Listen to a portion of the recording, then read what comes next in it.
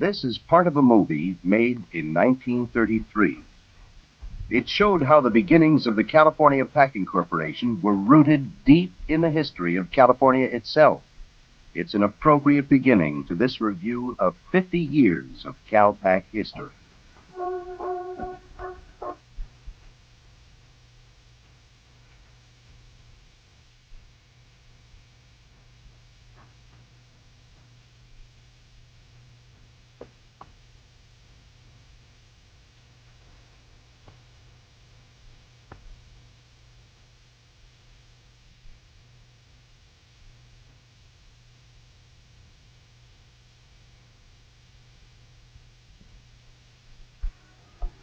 It is more than the history of a business, this story of the building of Del Monte.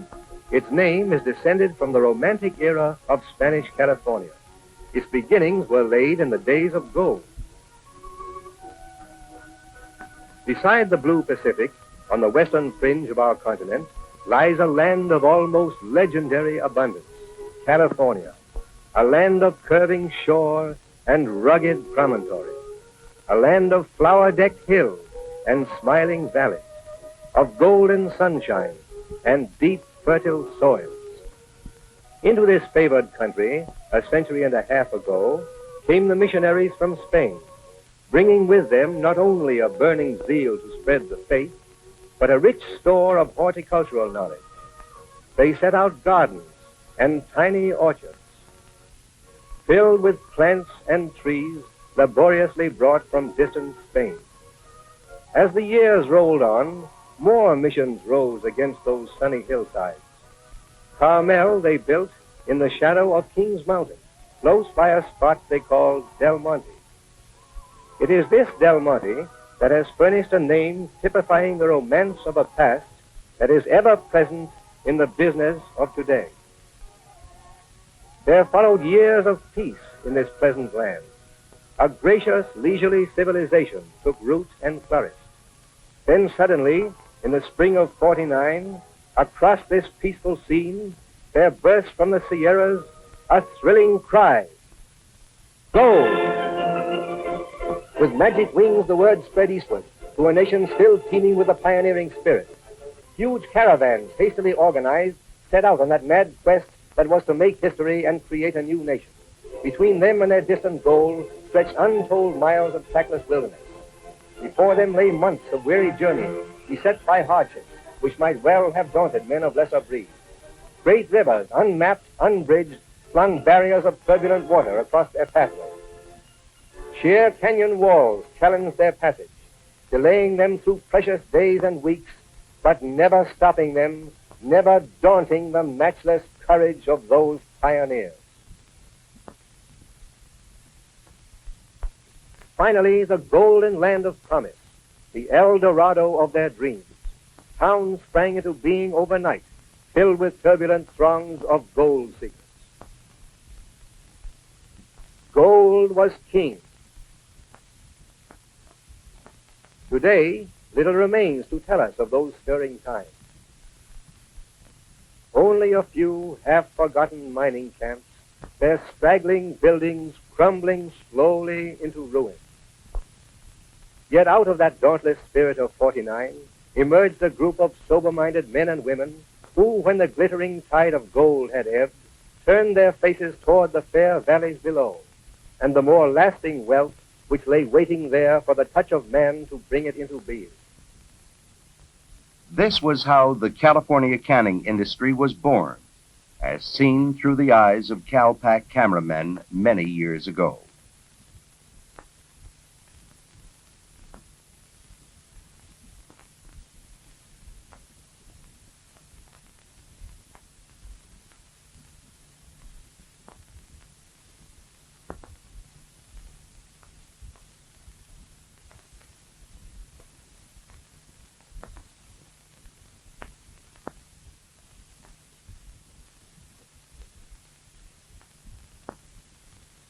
We filmed out of the spirit of '49 to set a mood, to convey a feeling, to recall an ideal. Now, as we turn the corner of 50, this mood, feeling, ideal is still with us. In the time of a golden anniversary, this spirit remains a lively one.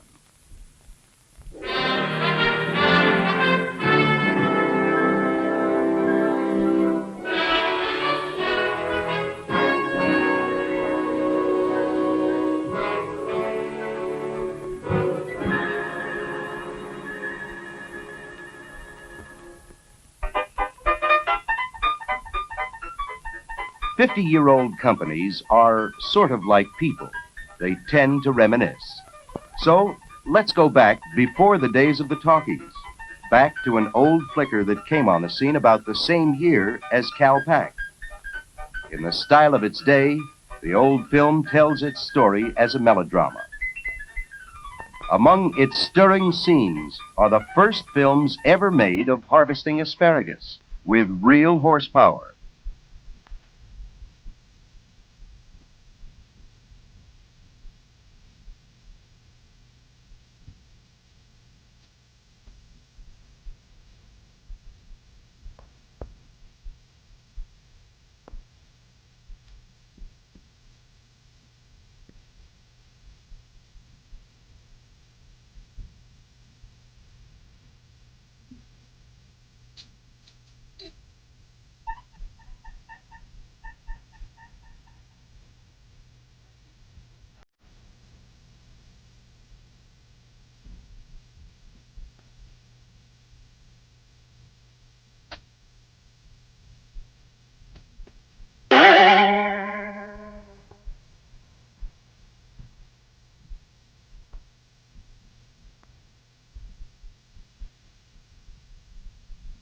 A California peach cannery more than 50 years ago.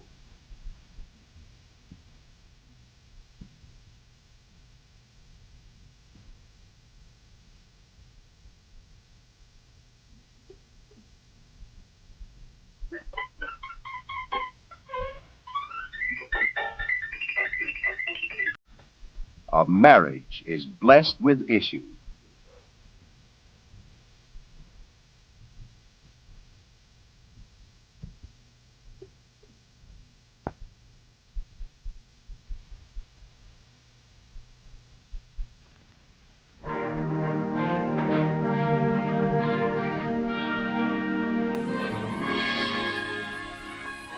Here are some of the rarest scenes on film, and they're part of the Calpak story too. For these rugged old sailing ships were the famous fleet of the Alaska Packers Association, pioneer canners of Del Monte salmon.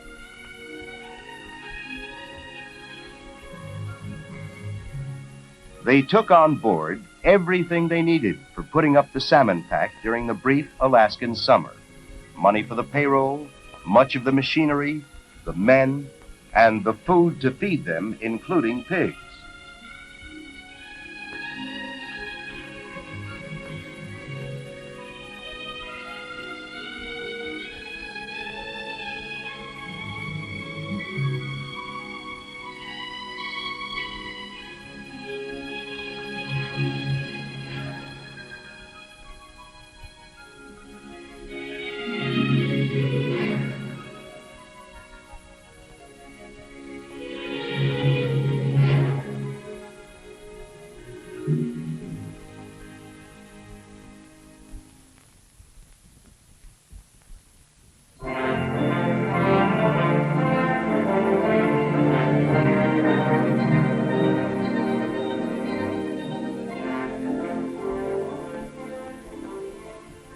Casting off from San Francisco, out they went through the Golden Gate, north to Alaska.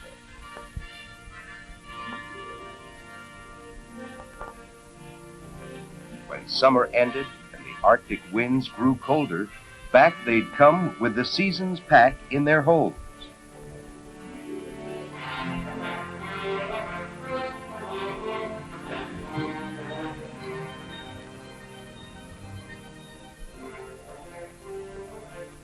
They were part of an era that was centuries old. They were the last commercial sailing fleet to fly the American flag, sturdy square riggers that brought the era to a graceful close.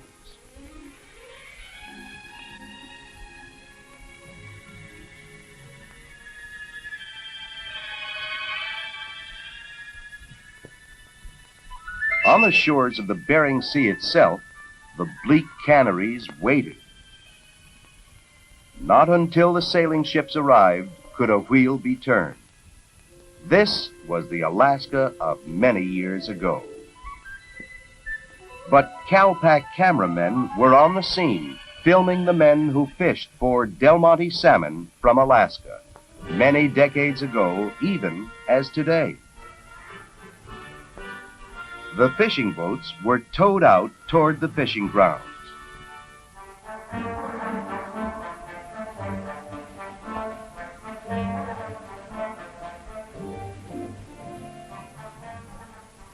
The salmon, caught in the net by their gills, were hauled aboard the small boats. Gunnels almost awash under the weight of their catch, the tiny gill netters headed for the lighter, which took their salmon to the cannery.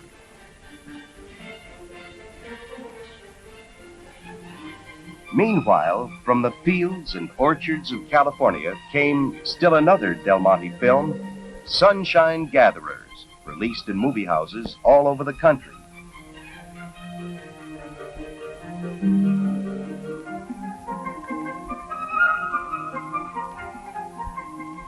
It showed in almost living color that Del Monte fruits did indeed vie with one another in gathering sunshine.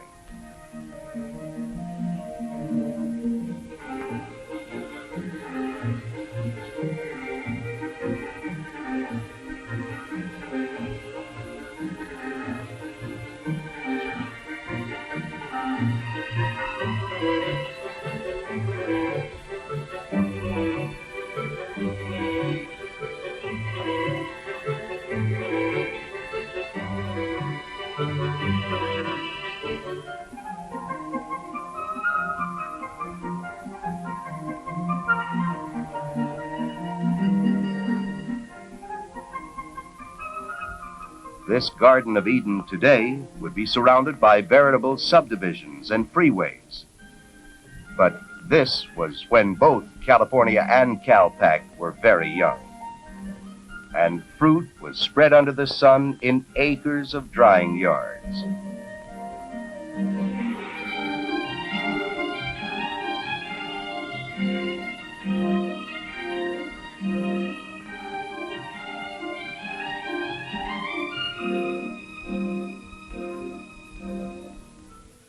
Fresh-cut asparagus was taken to riverbank wharfs along the Sacramento.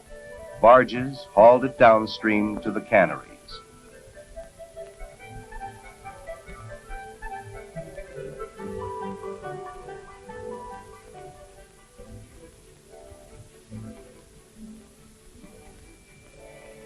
Those were the days when Del Monte fishermen sailed by the dark of the moon out to find the teeming schools of sardines.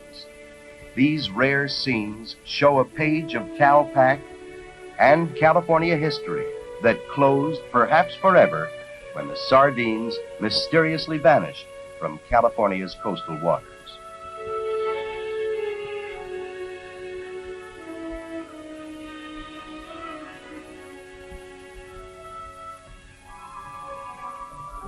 And farther off the coast of California, sometimes as far south as the waters of Mexico and Central America, Calpak fishermen were even then tracking down the tuna. The chummer teased the tuna with sardines as bait.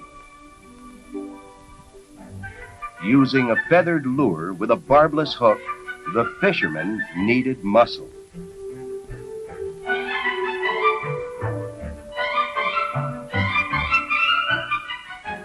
Sometimes you needed 2 or 3 poles attached to one hook to land your tuna.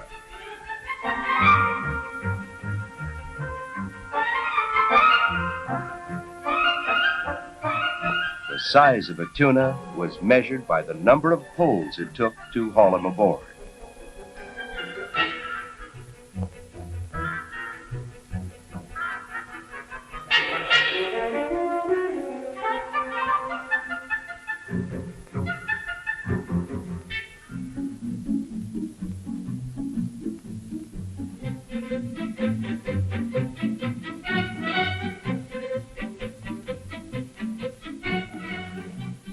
Today, powerful machines take the back-breaking labor out of harvesting. Mechanical harvesters move over a Calpak cornfield. Other special machines bring in the pea harvest.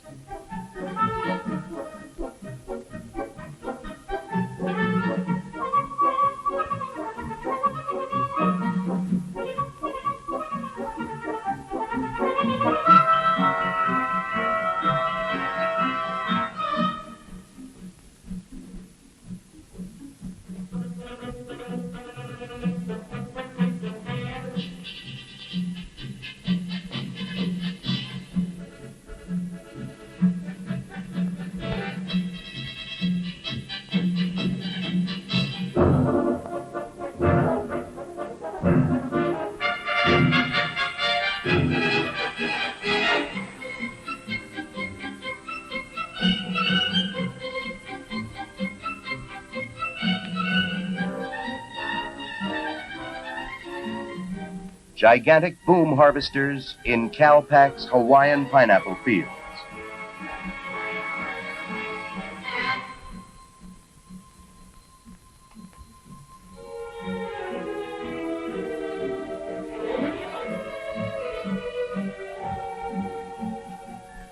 So, from fields and orchards all over America come more and more Del Monte products, and all for processing in the most modern of canneries.